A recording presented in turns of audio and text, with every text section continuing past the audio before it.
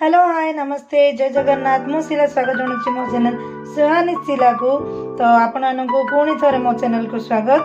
तो आज मु पुणी थे गोटे नुआ रेसिपी नहीं आसी है चुना माछर बेसर। तो से चुना माछ यहाँ मुझे गोटे हाफ केजी चुना माछ ताकू मु भल भाव धोई रखीदे सागर पुणी लुण हलदी पकई देती मु भल भाव गोल रखी सागर मु रेडी कर मसला जोड़ा कि रसुण बेसी नुह गोटे कोल रसुण नहीं मैंने गोटे ये प्रकार गोटे पूरा रसुण नहीं छोट पियाज दीटा गोटे चामच सोरिष आउ जीरा भी गोटे चामच नहीं तो ताको भल भाव ग्राइंडिंग करदेबा। ग्राइंडिंग करवा तापर आमर रेसिपी स्टार्ट करवा।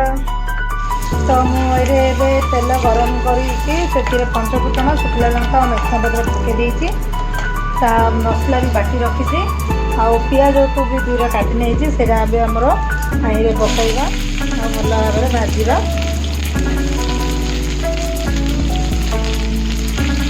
पियाज सामने टमाटो भी काटी नहीं तो पियाज को भल भाव भाजवा प्रथम।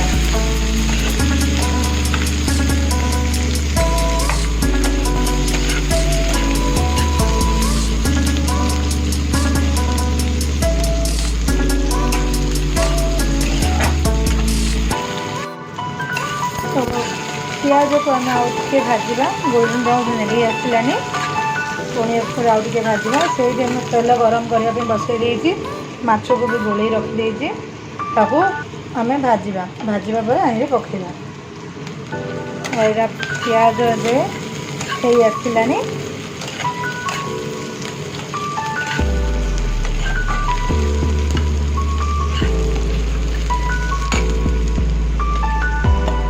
एबे आम आने जो हलदी गुंड लंका गुंड और लुण ताकू नहीं पकड़ा मुझे लंका गुंड नहीं गोटे फुल गोटे टेबल स्पून आउ अधा हल्दी गुंड हाफ टेबल स्पून कहीं आम सॉरी माछरे पकईजे आउ लुण स्वाद अनुसार आम प्याज पकईला कलरटा भल आसो से मुझे पकई दूँ।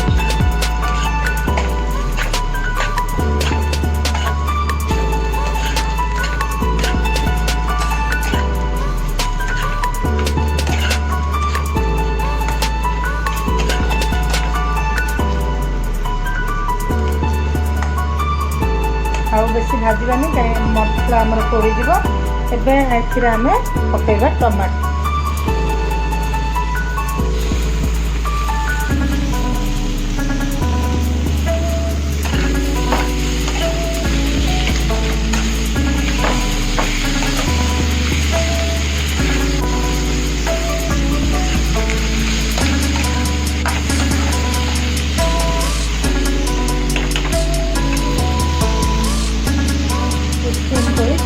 घोड़े देवा टमाटोटा मिक्स करके से आमर तेल भी ताती गला एवं आम से माछ पकई भाजीदेवा।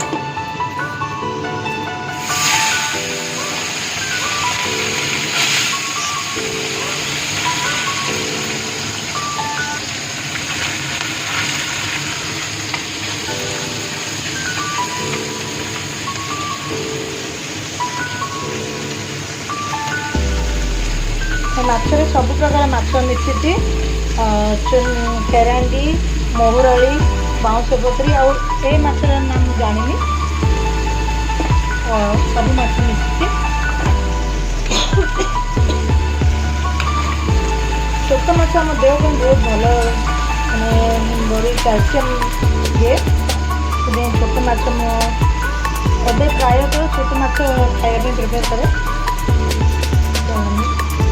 माछ भजा बसुच्छी एपटे आमर मसला भी प्रस्तुत कर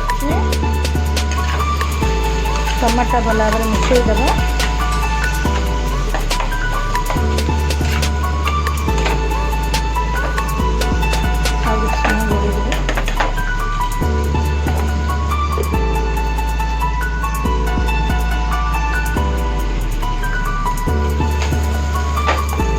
टमाटो भी आमर मिसीगला एवं आम दाएँ पकईवा मसला। ବାଟିଥିଲେ ସେ ବଟା ମସଲାରେ ପକାଇଦେବା।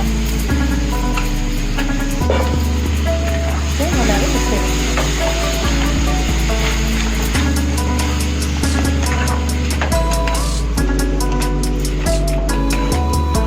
ମାଛ ଭଜାରେ ଚାଲିଛି।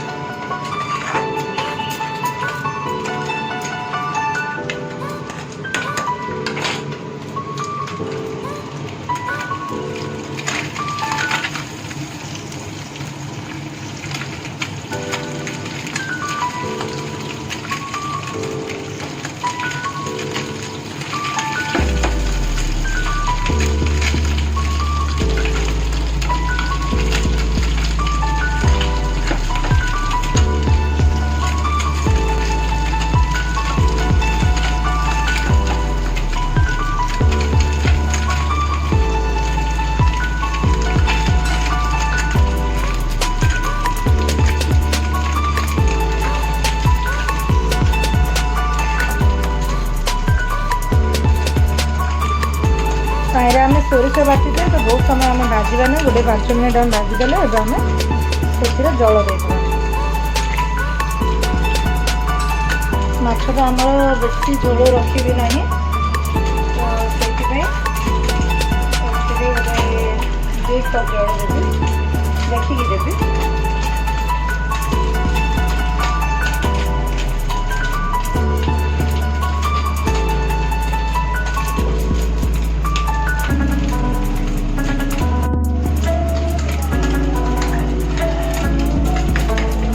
टिके जल देवी भल भाव फुटिया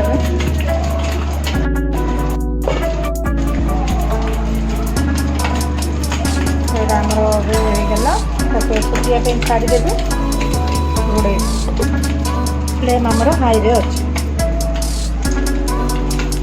माछ देखिए आमर माछ भी भल भाव भाजी गले।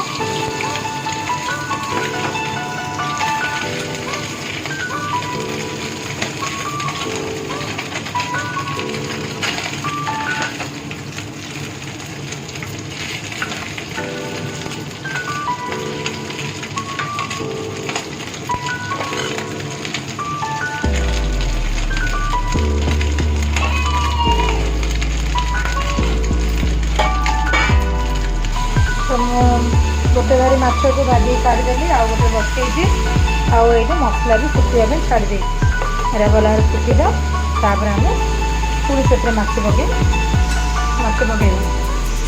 मसलाटा आम फुटी आसला आम जो माछ भाजी अच्छे ताको पकईदेवा भल भाव मिसईदेवा।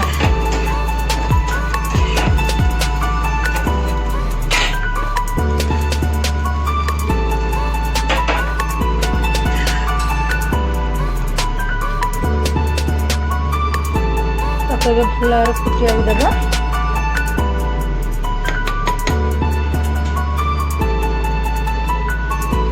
दीटा टमाटो आम पकई तो आपको अभी आम गोटे आंबुला आनी पकड़ा ये खट्टा अंश आसापी भल लगे।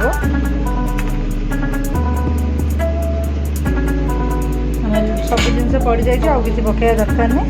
एबे ताको आम भल भाव फुटिया देव। आमर माछ तरकारी प्रस्तुत हो गला। चलते आम बाहर करवा आउ टेस्ट करिया केमती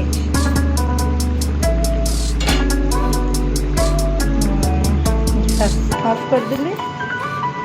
एबे आम बाहर कर